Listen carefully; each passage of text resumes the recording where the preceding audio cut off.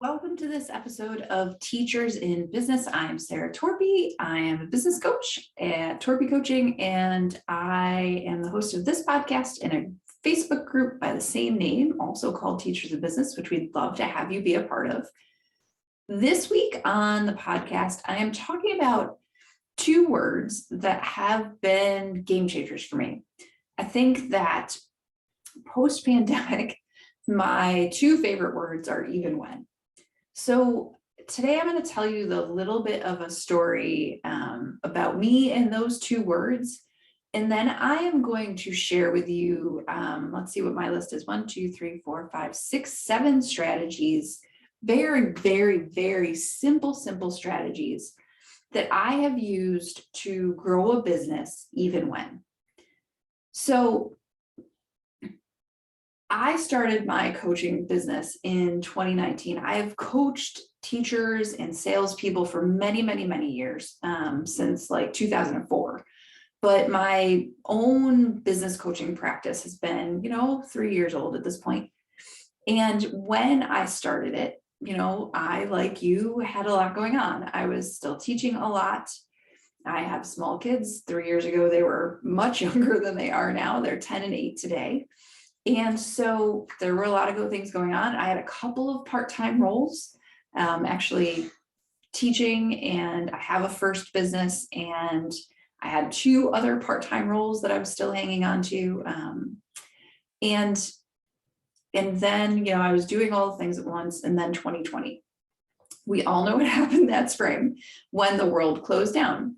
And so what I happened to me at that point was everything was fine. I had let go of one of my part-time roles, but then I got added on like kids home 24/7, world upside down. In 2020, my first full year of my coaching business, I made $50,000. And somebody recently said to me, well, how did you do that first year?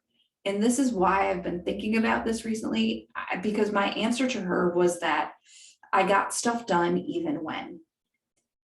And what that has meant to me is that as a business owner, as a human, as a mom, I can still, one of the things I know about myself and I believe about myself is that I can still get things accomplished that matter, that make a difference, that make a dent, that move me forward, that create progress, that create momentum, that make a difference for my business, that help me grow, even when everything else is a mess.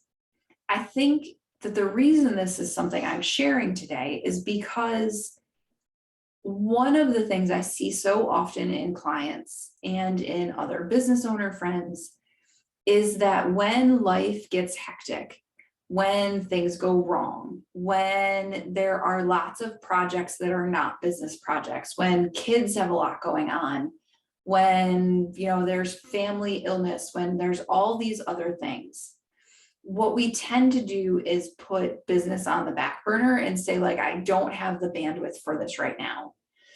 And I get that. And I think sometimes that's the answer because that's what we have to do. But I also know that I think, and I've seen people do this a lot, I can't decide if this will be like controversial or not. I don't know. I'm still just going to go ahead and be me and say it. I think what we tend to do in those moments, though, is let ourselves off the hook. Because what we forget is that what it takes to grow a business often is not as much time and effort as we think it is. So even when there are a million things going on and not all of them are super pleasant, there are still lots of small ways to continue to grow and move forward, even when.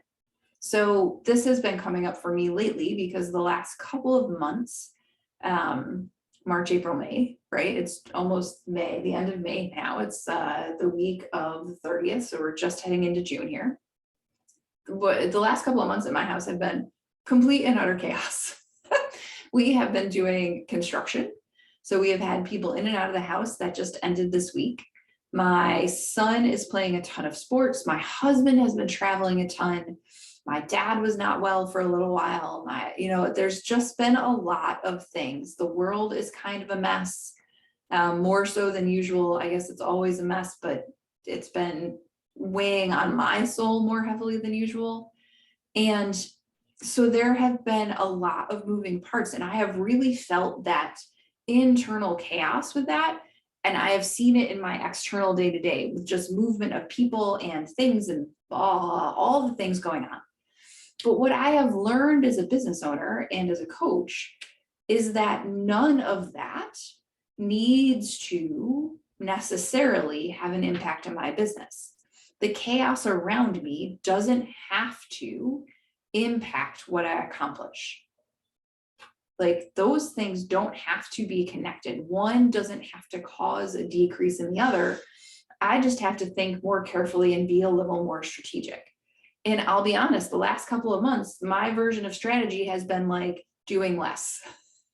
So like, I'm going to get through the list right here, but I think it is useful to step back and think about these two words, even when there is a lot going on in your life and in your brain, when you have so many moving parts and it feels like chaos. Can you continue to allow yourself to grow even when? Can you separate out? And I joke with my coach sometimes that I am like an Olympic level compartmentalizer, and that's probably not my best suit, but in some ways it's like a defense mechanism and a safety measure. But I think, sometimes it's really reassuring to come into my business and move the levers in my control to grow when so many things in so many other ways feel out of my control, right?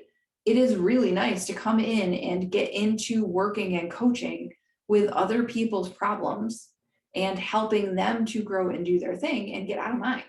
Like, that's something that has always been true for me about coaching and about business and about work.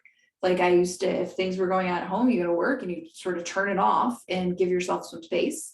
And then you come home and you dive back in, or vice versa. Like, you get to split out those pieces and just sort of focus your energy on the space you're in and be present. And so I think that for me, being present in my business allows me space to not to disappear from my life and the chaos and the other things, but to, make progress somewhere, right? And feel valuable and expert in some ways when I don't feel like that in other places. That's okay. Like, maybe somebody's going to tell me it's not okay. I don't know. But so for you, what is your reaction internally when things get really crazy, when you get chaos, when life changes really drastically? Is your default to go like, oh gosh, I can't continue to grow my business. I have to stop doing this.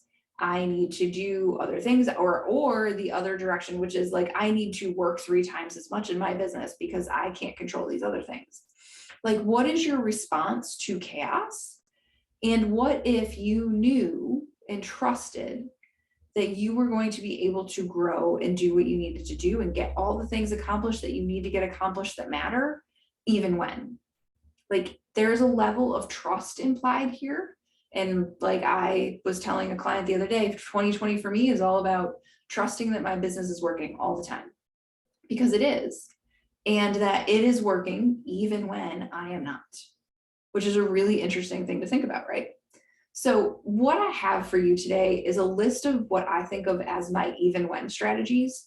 So like, when things are chaos, and these are very much how I have run my business for the last 10 weeks, give or take.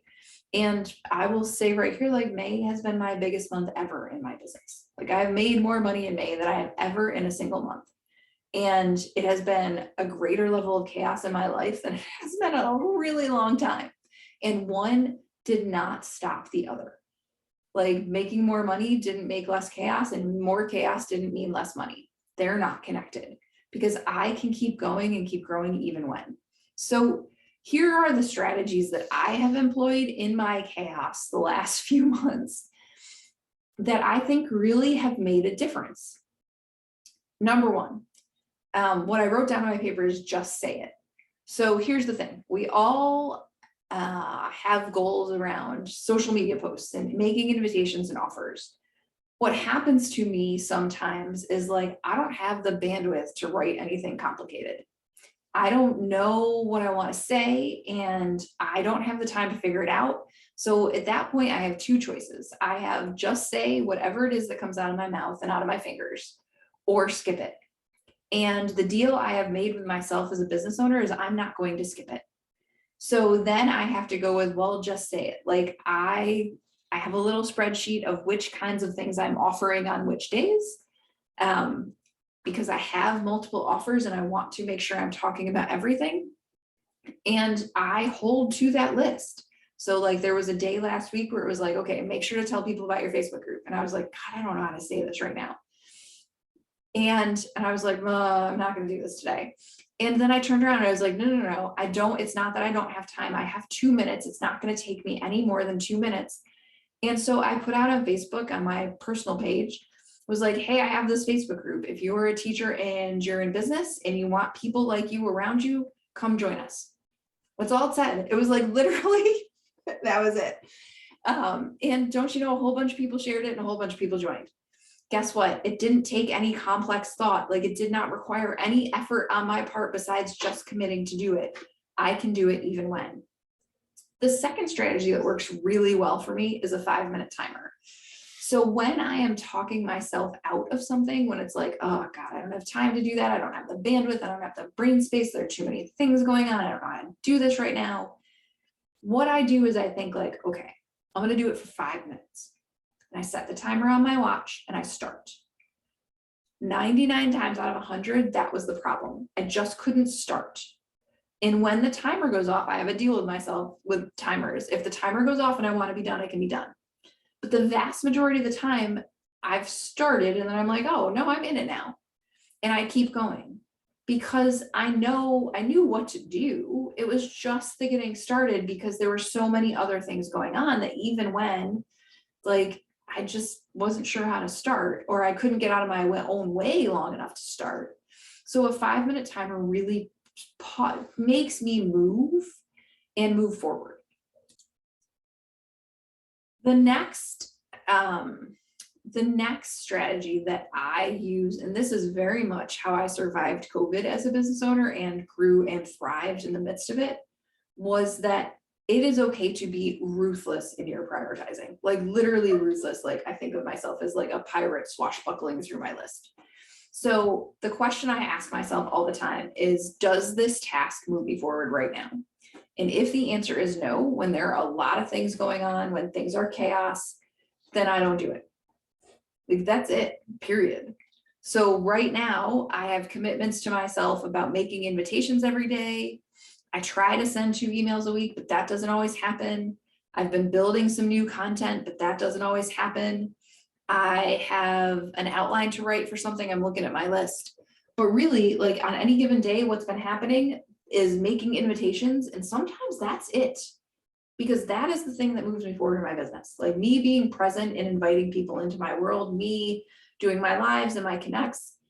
But everything else has kind of fallen off because I know that the other things can wait, but what can't wait is telling people what I do, inviting them to work together, sharing the best of the work I'm doing with clients, and showing up. Like showing up can't wait, but everything else can. It does. It continues to, but now that we're out of construction, like, woo, brain space. The fourth thing that I find really helpful even when is deciding faster. This one feels really funny to people. I have clients that I talk about this one with all the time, but I think 99 times out of 100, when we're like thinking about a decision and agonizing, we already know what we're going to decide.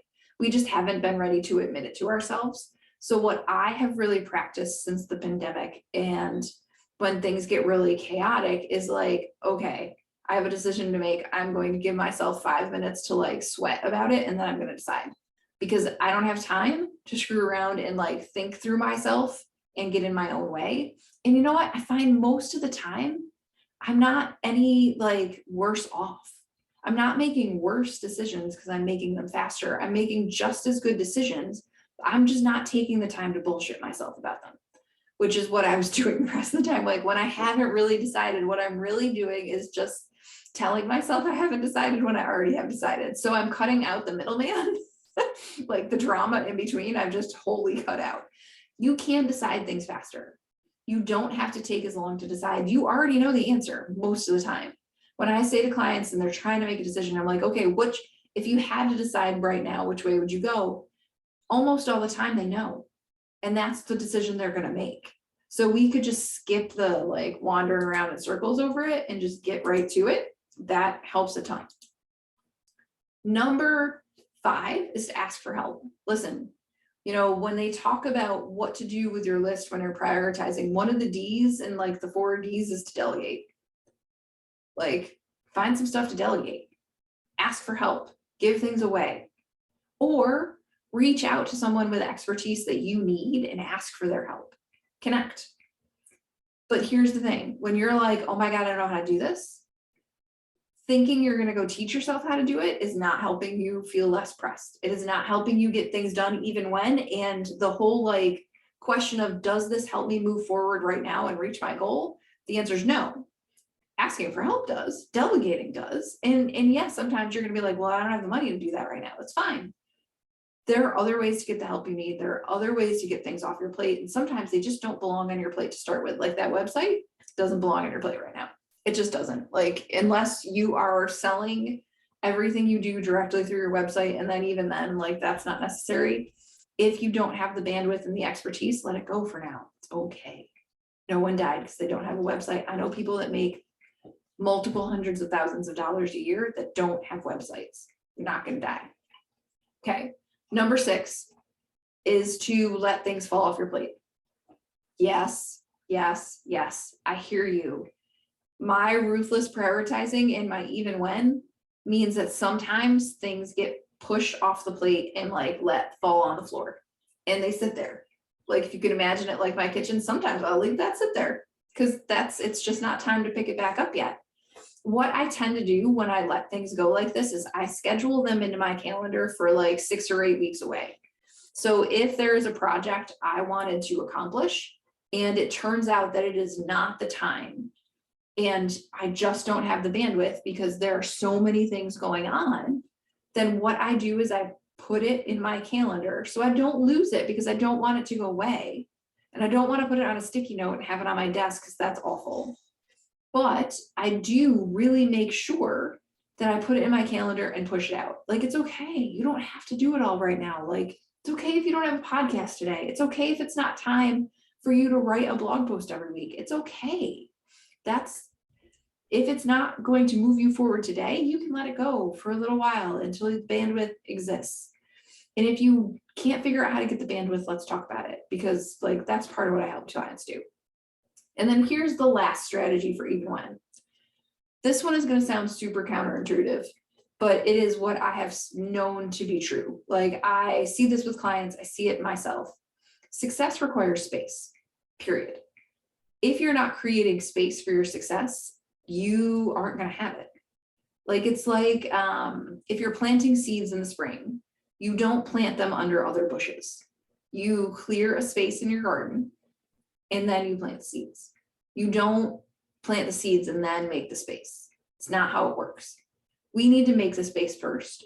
And so what we do when we make space for success is we rest. Sounds insane, but when your life is chaos and you're trying to grow even when, what you need, and I need more than anything, is downtime. So like a couple of weeks ago, I took 3 days off to build furniture for my office and watched a lot of Bridgerton. It was fine. I didn't write posts. I watched Bridgerton as I put together furniture. My brain needed the downtime. In a couple of weeks, I'm going to go on a trip.